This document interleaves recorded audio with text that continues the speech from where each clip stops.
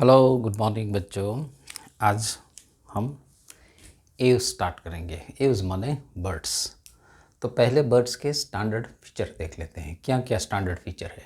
First thing तो उसके पास feather होते हैं। तो एक्सोस्केलेटन बोलो कि उसकी स्किन बोलो तो उसके पास फीदर होते हैं। और दूसरा वो फीदर है वो एक स्पेशल उसके पास लॉकिंग अरेंजमेंट रहती है। फीदर एक दूसरे में लॉक हो जाते हैं और एक प्लेन स्ट्रक्चर बन जाता है जिससे वो विंग्स बना सकता है। तो ये है उसकी एक्सोस्केलेटन की बात। अभी उसके 4 लिम्स है वो मॉडिफाइड इनटू विंग्स है। अभी देख लेते हैं कि क्या क्या मॉडिफिकेशन हुआ है जिसके लिए उसका वेट कम हो। तो पहले तो उसके पास जो नॉर्मली टीथ होता है वो होता ही नहीं है। तो ये जो टीथ है उसके पास सिर्फ बीक होती है, तो वहाँ इसका वेट कम हो गया टीथ कम होने की वजह से। अभी टीथ नहीं है तो कोई और स्ट्रक्चर होना चाहिए, फूड को ग्राइंड तो करना ही है। तो उसके पास एक डाइजेस्टिव सिस्टम में एक क्रॉप रहता है, एक गिज़र्ड रहता है। तो कहीं कहीं बार वो साथ में छोटे छोटे पत्थर भी खा लेता है कि गिज़र्ड में अच्छी तरह से वो ग्राइंड हो। तो क्रॉप एंड गिज़र्ड वो डाइजेस्टिव सिस्टम का पार्ट बन जाता है।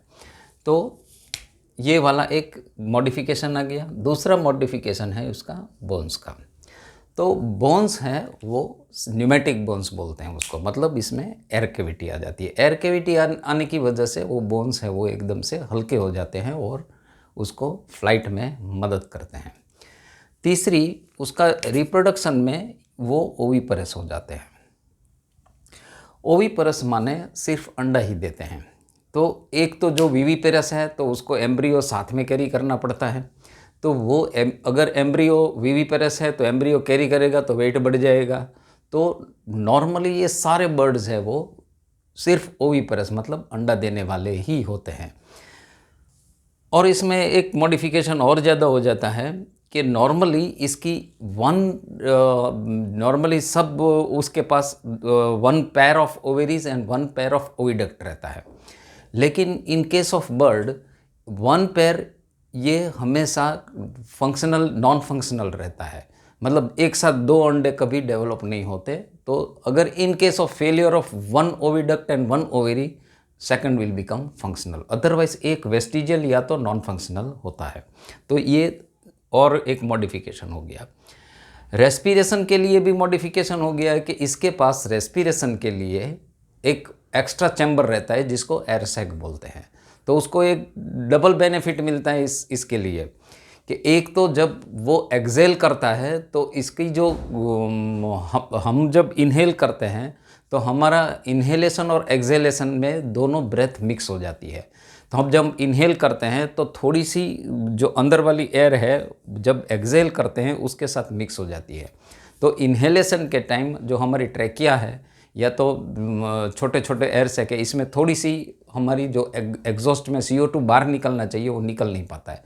लेकिन इसमें डबल एयर सैक होने की वजह से जब वो एक्सेल करता है तो फ्रेश एयर वहाँ से आती है। तो ये दो डबल फंक्शन काम करती है कि उसको लंग्स को फ्रेश एयर प्रोवाइड करती है which is an additional feature. दूसरा एक उसको ये फ़ायदा होता है कि एडिशनल कूलिंग होता है। अभी ये वाला टेम्परेचर की बात कर लेते हैं कि ये होम्योथर्म है। होम्योथर्म माने बॉडी अपना खुद का टेम्परेचर मेंटेन कर सकती है। तो बर्ड्स अपना टेम्परेचर मेंटेन कर सकते हैं। अब तक हमने देखा कि सारे रेप्टाइल्स के आगे सारे जो एनिमल्स थे वो पोइकिलोथर्म थे। पोइकिलोथर्म माने जो अपना बॉडी का टेम्परेचर मेंटेन नहीं कर सकते। तो ये होम्योथर्म है और अपना बॉडी का टेम्परेचर मेंटेन करना जानते हैं। सर्कुलेटरी सिस्टम वो हमारे जैसे ही ये वेल डेवलप्ड है। 4 चैम्बर्ड हार्ट है, मतलब हार्ट में चारों चैम्बर कम्प्लीटली डेवलप हो गई है। यानी कि अगर ये हार्ट बनाए तो इसमें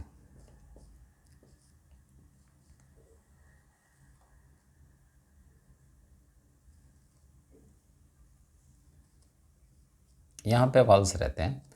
तो ये कंप्लीट 1 2 3 4 मतलब 2 एट्रियम एंड 2 वेंट्रिकल, 2 ऑरिकल और 2 वेंट्रिकल, कंप्लीटली चारों चैम्बर डेवलप हो गई है।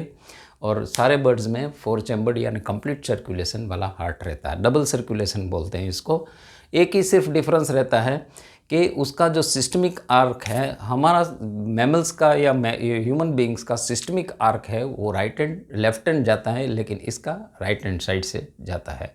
मतलब जो वेंट्रिकल से जो बार एओर्टा निकलती है, एओर्टा से जो बार जो निकलता है उसको हम सिस्टमिक आर्क बोलते हैं। सिस्टमिक आर्क उसका नॉर्मली राइट रहता है, हमारा लेफ्ट रहता है। तो ये थी उसकी सर्कुलेटरी सिस्टम की बात। दूसरा इसकी नर्वस सिस्टम। तो नर्वस सिस्टम में 2-3 चीज़ जाननी जैसी ज़रूरी है कि उसकी आइज़ बहुत दूर तक देख सकती है, मतलब इसकी जो विज़न है, साइट है, विच इज़ वेरी कीन। उसको डबल रिजोल्यूशन भी बोलते हैं। तो इसकी आइज़ में डबल रिजोल्यूशन होता है, लेकिन उसकी सेंस ऑफ स्मेल है बहुत पुअर है, सेंस ऑफ हियरिंग है वो भी बहुत पुअर है। मतलब इतना दूर भी सुनेगा भी कैसे, तो ये दोनों सेंस बहुत पुअर है। लेकिन उसके पास जो क्रेनियल नर्व्स है वो 12 पेयर्स है। दूसरा उसका ईयर है, उसमें हमारे ईयर में 3 ऑसिकल रहते हैं, इसमें सिर्फ एक ही ऑसिकल रहता है, दैट इज स्टेपेस। हमारे मेल स्टेपेस एंड इनकिस ऐसे 3 ऑसिकल रहते हैं। उसके एग्स हैं नॉर्मली पॉलीलेसिथल एग्स रहते हैं। पॉलीलेसिथल एग्स का मतलब क्या होता है?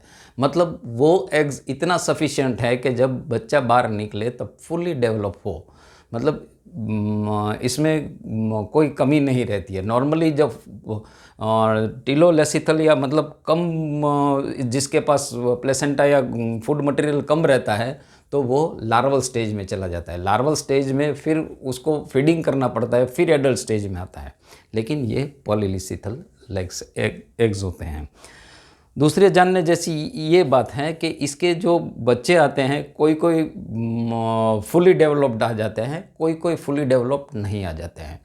तो जो फुली डेवलप्ड आ जाते हैं उसके लिए उसके पास फर होता है, सब होता है, लेकिन जो फुल्ली डेवलप नहीं आते उसके पास फर नहीं होता है और एकदम टाइनी सा होता है और इसका आँख भी खुली नहीं रहती है और उसको पैटर्नल केयर की ज़रूरत पड़ती है। तो ये पिजन के पास एक स्पेशल पिजन है, फिर डव है, फिर फ्लेमिंगो है। ये सब जो बर्ड है उसके पास एक स्पेशल उसका क्रॉप ग्लैंड में एक मिल्क रहता है जिसको क्रॉप मिल्क बोलते हैं। वो क्रॉप मिल्क से उसको फीडिंग करते रहते हैं। तो ये एक स्पेशल चीज़ जानने जैसी हैं बर्ड्स के बारे में। अभी थोड़ी हम इसके जो स्पेसिफिक बर्ड दिए हैं जो हमारे टेक्स्ट में, उसके बारे में थोड़ी बात कर लेते हैं।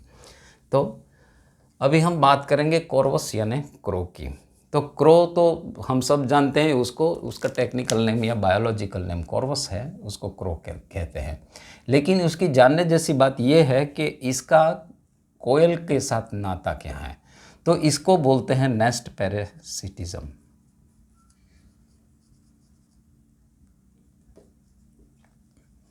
मतलब कोयल है वो, इसका बायोलॉजिकल नेम यूडीडेमिस है। तो वो कोयल है वो अपना अंडा क्रो के नेस्ट में छोड़ देती है। तो क्रो के नेस्ट में जब अंडा छोड़ देती है तो क्रो को पता नहीं चलता है, क्योंकि उसके शेप में और कलर में बहुत ज़्यादा डिफरेंस नहीं रहता है। इनफैक्ट उसके जब 12 बच्चे भी निकल आते हैं अंडे से तभी भी उसको पता नहीं चलता है कि ये मेरे बच्चे हैं या कोयल के बच्चे हैं। तो इसको बोलते हैं नेस्ट पैरासिटिज्म। जो कोयल है वो अपने अंडे और उसमें क्रो के नेस्ट में छोड़ देती है। और बच्चे भी इतने रेडी होते हैं कि जैसे ही बार हैच होते हैं तो फर्स्ट थिंग वो काम ये करते हैं कि जो क्रो का अंडा है तो उसको फेंक देते हैं, या तो अगर वो हैच भी हो गया है तो क्रो के बच्चे को किक आउट कर देते हैं। इसको बोलते हैं नेस्ट पैरासिटिज्म। और दूसरा ये कोयल में ये जानने जैसा है कि जो एक्चुअली उसका जो मीठी जो आवाज़ है वो मेल की होती है, फीमेल की नहीं होती है। और एकदम डार्क ब्लैक होता है मेल, और फीमेल है थोड़ा ग्रेइश होता है और with sort of dotted structure रहता है। और ऐसे बोल सकते हैं कि उसकी आवाज़ है थोड़ी इरिटेटिंग भी होती है, अगर बोलता है तो आपको पसंद नहीं आता है। इसीलिए जो मेल कोयल है उसको नाइटिंगेल ऐसा भी बोला जाता है। तो ये रही नेट पैरासिटिज्म की बात।